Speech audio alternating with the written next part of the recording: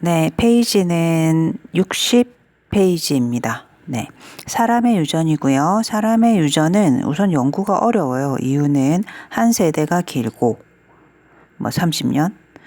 자손의 수가 적어요. 통계 처리하기가 불가능합니다. 그 교배 실험만으로. 그런데 교배 실험 자체도 마음대로 할 수가 없어요. 누구하고 누구 사이에 어떤 애가 태어난지 궁금하다고 해서 둘을 결혼시킬 수는 없어요. 형질이 복잡하고 유전자 수 또한 많습니다. 그리고 그 수많은 형질들이 환경의 영향을 받는 형질들이 또 많은 편입니다. 그러면 유전 연구를 할 때 초반에 사람을 가지고 유전 연구를 잘 안 했습니다.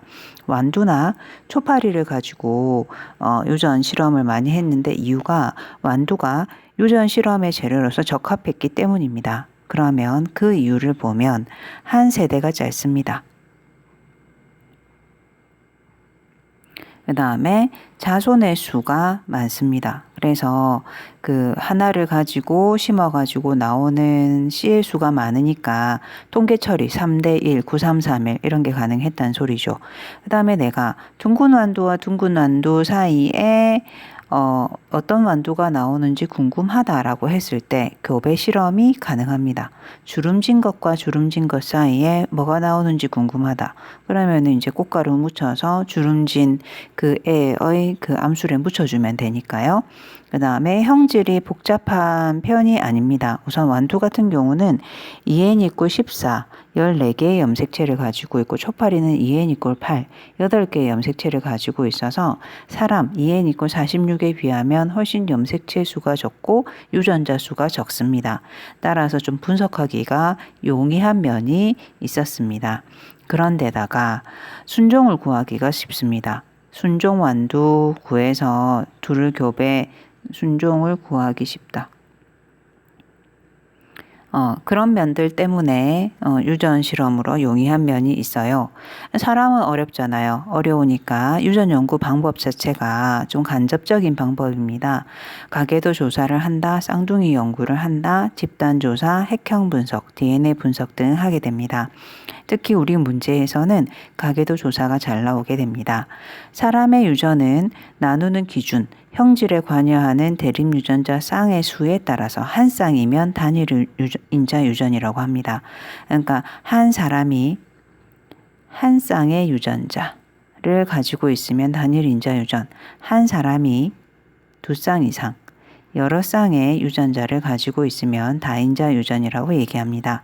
또한 사람의 유전은 형질에 관여하는 대립 유전자가 염색체 중에서 상에 있냐 성에 있냐에 따라서 상염색체 유전과 성염색체 유전으로 나누게 됩니다. 사람의 유전을 한 번 더 구분을 해보면 단일 인자 유전은 대표적으로 여러 가지가 실은 있거든요. 그래서 좀 몇 개를 더 써보면 혀말기, 그 다음에 쌍꺼풀도 있고, 쌍꺼풀, 외꺼풀 이거요. 그 다음에, 뭐 있지? 이마선의 모양이라든지 이런 것들. 복대립 유전도 단일 인자 유전에 속합니다. 요거 좀 별표고요. 복대립 유전의 대표적인 것이 ABO식 혈액형 되겠습니다. 다인자 유전은 한 사람이 여러 쌍의 유전자를 가지는 건데 대표적인 것이 키라든지 몸무게, 피부색, 그 다음에 지능, IQ, 지문선의 수 같은 것들이 다인자 유전에 속합니다. 그 유전자가 상염색체에 있냐 성염색체에 있냐에 따라서 상염색체 유전과 성염색체 유전으로 나누는데 옆에 적혀있는 이 얘들은 전부 다 상염색체 유전에 속합니다. 성염색체 유전, 그러니까 따로 안 쓸게요. 성염색체 유전은 그 유전자가 X염색체에 있으면 반성유전이라고 얘기를 하고요. Y염색체에 있으면 한성유전이라고 얘기를 합니다. 한성유전. 반성유전의 X염색체 유전의 대표적인 것들이 생맹, 그 다음에 혈우병, 그 다음에 피부 얼룩증, 피부에 큰 얼룩이 있는 증세, 이런 것들이 반성유전에 속하고, 그 다음에 한성유전, Y염색체의 유전자가 있는 대표적인 것이 귀 속 털 과다증. 귀 속에 털이 있는데 원래 작고 미세하잖아요. 근데 그게 많고 짙고 길고 이런 것들을 귀 속 털 과다증이라고 얘기를 합니다. 단일 인자 유전을 먼저 살펴보면 하나의 형질의 한 사람이 한 쌍의 대립 유전자를 가지고 있습니다. 대표적인 게 눈꺼풀, 쌍꺼풀, 외꺼풀, 귓불 모양 맞다. 그죠? 분리형, 부착형, 혐알기 가능하다, 불가능하다, 이마선의 모양 등입니다. 대립 형질이 맨델의 유전처럼 뚜렷하게 구별되는 것이 특징이고 불연속적인 형질 분포를 가집니다.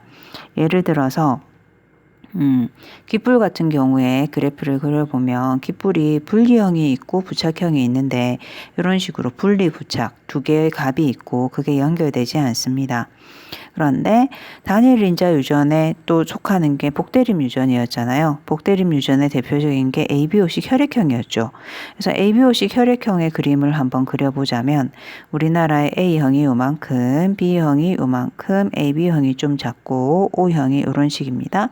그런데 이 네 개의 값이 각각 다 떨어져 있죠. 이런 것들을 불연속적인 형질 분포라고 얘기를 하고요. 불연속적인 형질 분포라는 게 단일 인자 유전의 대표적인 예입니다. 만약에 혐알기를 가지고 얘기를 해볼게요. 혐알기가 가능한 유전자와 불가능한 유전자가 있으면 혐알기가 가능한 유전자가 우성이라서 대문자를 씁니다. 혐알기 불가능 유전자는 열성이라 스몰 a를 쓰겠습니다. 어떤 사람이 두 개의 염색체, 상동 염색체의 대립 유전자 라지 A 스몰 a를 가지고 있다. 그럼 이 사람은 혐알기가 가능합니다. 왜냐하면 혐알기 가능한 유전자 라지 A를 가지고 있어서요. 근데 이 사람, 어떤 사람이 그 사람 말고 다른 사람 라지 A를 가지고 있을 수도 있죠. 이 사람은 혐알기가 가능합니다. 근데 이 자리에 또 다른 사람이죠. 이 자리에 스몰 a라고 가지고 있는 사람 있을 수 있어요. 그럼 이 사람은 혐알기를 하지 못합니다. 여기에서 한 번 더 라지 A와 스몰 a 중에 라지 A가 우성이고 혐알기 가능 유전자입니다. 어떤 부부가 있었다라고 칠게요. 아버지, 네모는 남자, 그 다음에 동그라미는 여자, 가로선은 결혼선입니다. 그리고 밑으로 내려가는 건 자손이고요. 자손을 표현을 할 때 이런 식으로 표시해서 동그라미 딸, 첫째 딸, 둘째는 네모 아들이라고 하겠습니다. 엄마 아빠가 혐알기가 가능합니다. 딸도 혐알기가 가능한데 아들이 혐알기가 불가능하다면 따로 색깔을 표시해서 표시를 해줍니다. 얘네들의 유전자형을 혹시 적을 수 있을까요? 아들의 유전자형은 혐알기가 불가능합니다. 근데 아들이 혐알기가 불가능해진 이유는 아버지와 엄마가 혐알기가 안 되는 유전자를 가지고 있기 때문입니다. 근데 엄마 아빠는 혐알기 가능하니까 라지 A 동안 가지고 있겠죠. 딸의 경우에는 유전자형을 정할 수 없습니다. 라지 A가 될 수도 있고 라지 A 스몰 a가 될 수도 있습니다. 여기에서 첫 번째 문제. 딸의 유전자형이 라지 A일 확률. 그 다음에 두 번째, 딸의 유전자형이 라지 A 스몰 a일 확률. 세 번째, 이 부부 사이에서 셋째가 태어납니다. 그러면 이 셋째입니다. 셋째가 혐알기가 가능할 확률. 네 번째 문제입니다. 요 셋째가 있는데 이 셋째가 라지 A 스몰 a일 확률. 이거를 이제 한번 해볼게요. 첫 번째, 딸이 라지 A일 확률은 3분의 1입니다. 딸이 라지 A 스몰 a일 확률은 3분의 2입니다. 셋째가 혐알기가 가능할 확률은 4분의 3입니다. 셋째가 라지 A 스몰 a일 확률은 2분의 1입니다. 자, 밑으로 내려가 볼게요. 복대립 유전이라는 것이 단일 인자 유전에 속하죠. 이 세상에 존재하는 대립 유전자는 3개입니다. 그런데 한 사람은 한 쌍만 가지고 있습니다. 한 사람이 한 쌍만 가지고 있으므로 단일 인자 유전에 해당합니다. 대표적인 예, 대립 유전자는 ABO입니다. 3개가 있습니다. 근데 그 중에서 한 사람이 한 쌍, 즉 2개만 가지잖아요. 그럼 AA, 근데 중복해서 가져도 되거든요. 그래서 AA를 가질 수도 있고 BB를 가질 수도 있고 OO를 가질 수도 있습니다. 또 다른 거 AO, OA는 같은 겁니다. 그죠?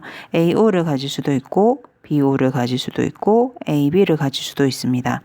따라서 세상에 3개의 유전자가 있는데 한 사람이 2개의 유전자를 가질 수 있다면 유전자형은 6개가 됩니다. 여기에서 A와 B는 O에 대해서 우성입니다. 보통의 경우에 셈은 A와 B는 공동우성이라 A, B 이렇게 가지고 있으면 둘 다 표현이 됩니다. 그 다음에 O는 열성이니까 이렇게 표현하고요. 만약에 A와 O가 있으면 A만 표현되고요. B와 O가 있으면 B가 표현됩니다. A, B는 둘 다 표현된다고 했고요. 그런데 O 가지고 있으면 O가 표현됩니다. 따라서 유전자형은 6개인데 AA나 AO는 O형이 되고요. A형이 되고요. BB나 BO는 B형. 그 다음에 AB는 둘 다 표현되니까 AB형. OO는 O형입니다. 표현형의 가지수는 4가지가 되겠습니다. AB형 같은 경우에 그림을 표현하게 되면 상동 염색체의 같은 자리에 대립 유전자 AB를 가지고 있는 거죠. 표현할 때 AB라고 표현하면 됩니다. AA라면 여기에 AA 이렇게 쓰면 되겠죠. 대립 유전자. 그 다음에 OO라면 이 자리에 O하고 O 이렇게 들어오게 될 것입니다. 자, 그러면은 두 번째 문제. 어떤 아버지하고 어머니가 있는데 아버지가 A형입니다. 엄마가 B형입니다. 근데 첫째한테 나타났는데 첫째 딸이 나왔는데 얘가 A형입니다. 그 다음에 둘째가 B형이다 라고 합니다. 그러면은 얘네들의 유전자형을 쓸 수 있겠는가? 네, 표현형은 AB, AB이죠. 유전자형은 바로 붙여서 써보면 아들부터 가볼게요. 이 B는 엄마한테 받죠. 아빠한테는 받을 수가 없습니다. 그런데 아빠한테 하나를 받긴 받아야 돼요. 그럴 때 뭐를 받았을까? O 받았죠. 그럼 아버지가 O 가지고 있는 겁니다. 딸 가볼게요. 딸은 A를 가지고 있는 것은 확실합니다. 이 A는 엄마한테는 받을 수 없죠. 아빠한테 받았습니다. 그럼 엄마한테는 뭐 받아야 되죠? O 받아야 되겠네요. 그래서 AO 되고요. 엄마 같은 경우에는 BB는 될 수 없습니다. 왜요? BB라면 딸이 AO 이렇게 될 수 없으니까 그래서 엄마는 BO. 그래서 이런 식으로 유전자형을 같이 적어줄 수 있습니다. 자, 그 다음 내용은 프린트물에 없는 ABO식 혈액형을 한번 ABO식 혈액형 말고 RH식 혈액형을 한번 설명하고 갈게요.